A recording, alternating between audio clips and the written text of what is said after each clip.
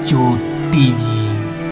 दूर किसी जंगल में एक बुढ़ी चिड़िया रहती थी। वह अकेले ही रहती थी। उसकी एक बेटी थी जिसकी शादी साथ वाले जंगल में हुई। उस बुढ़ी चिड़िया को अपनी बेटी से मिलने का बहुत मन करता था, लेकिन वह उन चीलों से डरती थी जो उसकी बेटी के जंगल वाले रास्ते में रहती थी। अगर मैं ऐसे ही उन चीलों से डरती रही तो मैं कभी भी अपनी बेटी से नहीं मिल पाऊंगी। पूरा 1 साल हो गया है अपनी बेटी को देखे हो, जो भाग में होगा देखा जाएगा। मैं तो आज अपनी बेटी से मिलने जरूर जाऊंगी। और फिर ऐसे सोचते हुए वह बुढ़ी चिड़िया अपनी बेटी से मिलने चल जाती है। अभी वह थोड़ी ही दूर उड़ी थी कि वह थक जाती है और वह एक पेड़ पर बैठ जाती है। माँ जी कहाँ जा रही है आप?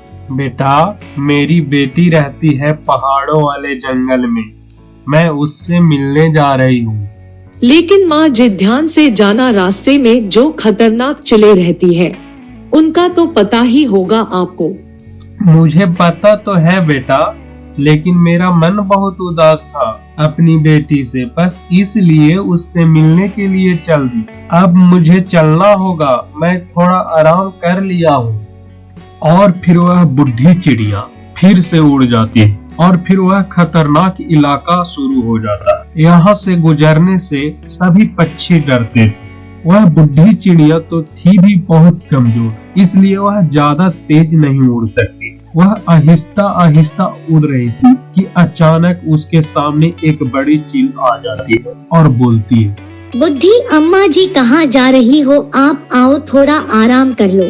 लेकिन बुढ़ी चिड़िया तो सब समझती थी कि यह चील उसे क्यों रोक रही है, और वह उसके बात सुनी अनसुनी करके उड़ती रहती है। प्यार से नहीं मानेगी यह बुद्धि चिड़िया, अब मुझे अपनी ताकत दिखानी होगी इसे। और फिर चील बुढ़ी चिड़िया के पीछे उड़ती है और उसे जोर का धक्का मार के उसे नीचे गिरा देती है। तुमने मुझे धक्का क्यों दिया और मुझे क्यों नीचे गिरा दिया? मेरी बेटी मेरा इंतजार कर रही है। अच्छा, इंतजार तो मैं भी सुबह से ही कर रही हूँ। मुझे भी तो भूख लगी हुई है। तो भोजन खाओ, मुझे क्यों बता रही हो? तुम ही तो मेरा भोजन हो और मैं अब तुम्हें ही खाने वाली हूँ। बुढ़ी चिड़िया अब जान गई थी कि यह चील उसे खा कर रहे, इसलिए अब डरने से बेहतर है कि वह ज्ञान से काम ले, शायद उसकी जान बच जाए। और फिर वह उस चील से कहती है, चिल बेटा, मैं तो बहुत कमजोर हूँ और मेरा तो केवल यह पंख ही पंख है जो तुम देख ही रहे हो। मेरे शरीर पर जरा भी मांस नहीं है, ऐसे में तो मेरे पंख तुम्हारे गले में अटक जाएगा।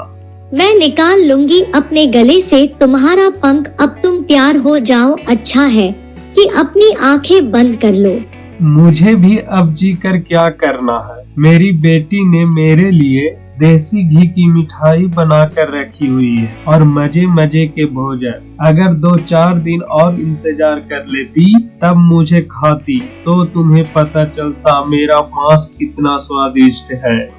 बुढ़ी चिड़िया की ऐसी बात सुनकर चील भी लालच में आ जाती है और बोलता है, क्या तुम सच कह रहे हो? कब तक लौट आओगे तुम? चील के मुंह से ऐसी बात सुनकर बुढ़ी चिड़िया की जान में जान आ जाती है। बस 2-3 दिन इंतजार कर लो, मैं इस पेड़ पर आ जाऊंगी। जब मैं वापस आऊंगी तो मोटी ताजी होकर आऊंगी। और हाँ चील जी, मुझे पता है मैं इतनी मोटी ताजी होकर लौटूंगी कि तुम अकेले मुझे खा नहीं पाओगी, इसलिए अपने किसी दोस्त को भी निमंत्रण कर देना। चलो फिर मैं तुम्हें इन पहाड़ों से गुजरने दे देता हूँ। ऐसा ना हो कि कोई और चील तुम्हें खा ले और मैं इंतजार ही करती रह जाऊं। और ऐसे ही वह चील उसे उन खतरनाक पहाड़ों से सुरक्षित गुजार देता है। और फिर शाम होने से पहले ही वह बुढ़ी चिड़िया अपनी बेटी के पास पहुंच जाती है। माँ जी, मैं बहुत उदास थी आपको लेकर। नानी अम्मा आ गई, नानी अम्मा आ गई। और वह सब बहुत खुश हो जाते हैं। और फिर उसकी बेटी अपनी माँ को अच्छी अच्छी भोजन खाने को देती है। और फिर रात हो जाती है और वह सब सो जाते हैं। दूसरे रोज कुक्कू अपनी नानी माँ से ऐसे कहता है, नानी अम्मा चलो, मैं आपको नदी की तरफ लेकर जाता हूँ। मैं भी साथ चलती हूँ। और फिर वह तीनों नदी की तरफ जाते हैं और वहाँ रानू चिड़िया अपनी माँ को अपने दोस्तों से मिलाता है। माँ जी, ये कबूतर है, यह मेरा बहुत अच्छा दोस्त है। हमारे घर भी पास पास ही है। जीते रहो कबूतर बेटा। और माँ जी, ये कालू कौवा और यह उसकी पत्नी गौरी कवि है। लेकिन माँ जी, आप पहाड़ों से कैसे सुरक्षित गुजर कर आ गई? वहाँ तो खतरनाक चिल रहती है।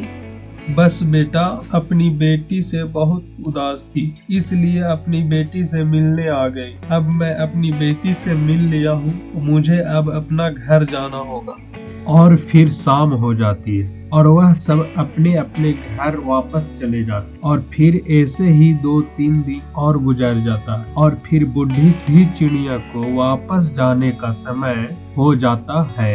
अब मुझे वापस जाना होगा बेटा, तुमसे मिल लिया और मेरा मन शांत हो गया। तुम्हारे और हमारे जंगल में सफर तो ज्यादा नहीं है, बस वह पहाड़ों वाले चीलों से डर लगता है। बस इसलिए तो माँ जी मैं आपके पास नहीं आती। कुकू भी अभी बहुत छोटा है, बहुत डर लगता है। लेकिन माँ जी, आप यहाँ से ध्यान से जाना। बेटा, मैं फिर आ जाऊंगी तुमसे मुझसे मिलने के लिए तुम नहीं आना। उस दिशा में वह चीले तो बहुत भूखी बैठी हुई है। अच्छा बेटी, अब मुझे चलना होगा। और फिर वह बुढ़ी चिड़िया वहाँ से वापस अपने घर चल देती है। और वह बुढ़ी चिड़िया ज्यादा तेज तो उड़ नहीं सकती थी, इसलिए वह आहिस्ता आहिस्ता उड़ती है। और फिर वह खतरनाक चीलों वाला इलाका शुरू हो जाता है। वह अभी इस इलाके में दाखिल ही हुई थी कि उसका रास्ता एक बड़े चील आकर रोक लेती है। कहाँ जा रही हो बुद्धि चिड़िया? मैं मोटी होने गई थी। वह सामने जो पेड़ है वहाँ एक चील रहती है, उसको खाना है मुझे, इसलिए आप मुझे न खाएं। मैं तो सीधा उसी के पास जा रही हूँ। वह बुढ़ी चिड़िया उस चील को यह बता ही रही थी कि वहाँ चील भी आ जाती है। इस बुद्धि चिड़िया को मैंने पहले देखा है और इसे मैं ही खाऊंगी। मैं तो अपने वादे के मुताबिक खुद ही आ रही थी तुम्हारे पास, लेकिन मुझे इस बड़ी चील ने रोक लिया और यह मुझे खाने ही वाली थी, लेकिन मैं इसे तुम्हारे बारे में बताया। मैं देखती हूँ। मैं इतनी मोटी ताजी तुम्हारे लिए नहीं होकर आई हूँ। मुझे अगर कोई खाएगी तो मेरी यह चील बेटी ही खाएगी।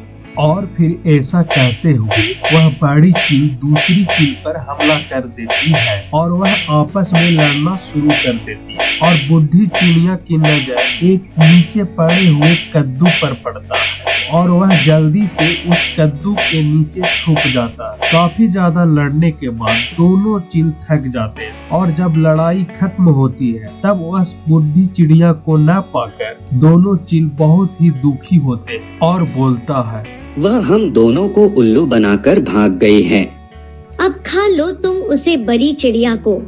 और फिर वह चीलें वहाँ से चली जाती है। बूढ़ी चिड़िया कद्दू में एक सुराख में से बाहर देखती है और वह आहिस्ता आहिस्ता ऐसे ही चलकर वह खतरनाक इलाका पार कर लेती है। और फिर ऐसे ही अपने ज्ञान और सोच समझ से वह बड़ी चिड़िया सुरक्षित अपने घर पहुँच जाती है।